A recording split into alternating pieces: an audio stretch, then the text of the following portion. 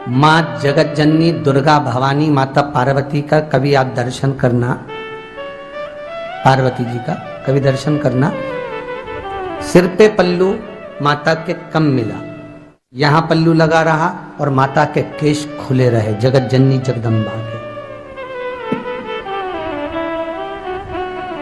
पूछ लिया चंचूला देवी ने, हे जगतधात्री दुर्गा भवानी, हे माता पार्वती, आप कैलाश पर मेरी सखी बनकर रही तो आपके केश खुले रहे, और आप शिव महापुराण के यजमान बनकर कथा सुनने के लिए जा रही हो अपने पति के साथ में। शंकर भगवान भी फेटा बांधकर, तुर्री लगाकर, गले में माला पहनकर, सुंदर वस्त्र आभूषण धारण कर कर शिव भी जा रहे हैं, और आप मस्तक पर पल्लू रखकर, सुंदर बोर लगाकर, नथनी लगाकर, सुंदर करधनी पहनकर, हाथ में चुड़ला, बाजूबंद, भुजबंद पहनकर,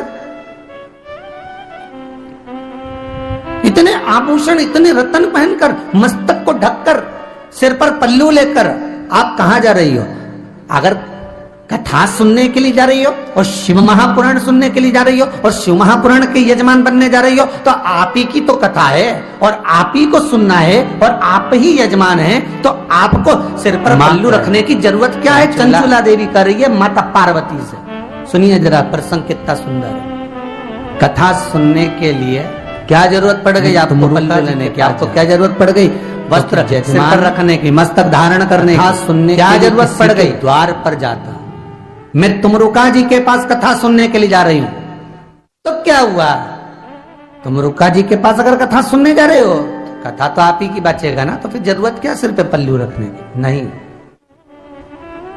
चंचूला, जब मेरे मस्तक पर अगर कोई चूनर डली होगी, सिर पर रखी होगी, तो मुझे उम्मीद है कि जिस पुराण को मैं श्रवण करूंगी वो भी किसी के मस्तक पर चूनर तो डाल ही देगी। जिस पुराण को मैं श्रवण करूं, जिस भजन को मैं धारण करूं, जिस कथा को मैं स्मरण करूं, हमारे मारवाड़ी संप्रदाय के अंतर्गत, मारवाड़ी के अंतर्गत वर्णन आता है महाराज, हमारे मारवाड़ का एक भाव कहा जाता है कि अगर कोई साधारण तीज की भी पूजन करो, एक साधारण सा पूजन पाठ कुछ करो, तो मस्तक पर पल्लू होना जरूरी है। क्यों? क्योंकि जिस देवी देवता की हम आराधना कर रहे हैं वो हमारे कुल को भी ऐसे ही ढक कर रखे, हमारे परिवार को भी ऐसी साध कर रखे। जैसे मेरे सिर पर पल्लू है, उसी तरह जिसकी मैं आराधना कर रही हूं उसका हस्त कमल मेरे परिवार पर, मेरे कुल पर, मेरे कुटुंब पर पड़ा रहे।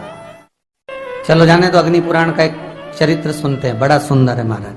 अग्नि पुराण में सूर्य देवता अपनी धर्मपत्नी संध्या से कह रहे हैं, संध्या सुन, जिस नारी के मस्तक पर केश रहते हैं, जिस नारी के मस्तक पर केश रहते हैं, और जितने नारी के मस्तक पर केश रहते हैं, उतने ही पीढ़ी दर पीढ़ी नारी के मस्तक पर, जिस नारी के, सौभाग्यवती नारी के मस्तक पर केश रहते हैं, पीढ़ी दर पीढ़ी और आने वाला उसके पुत्र पौत्र आदि आदि का पूरा भाव उसके मस्तक के केश में रहता है।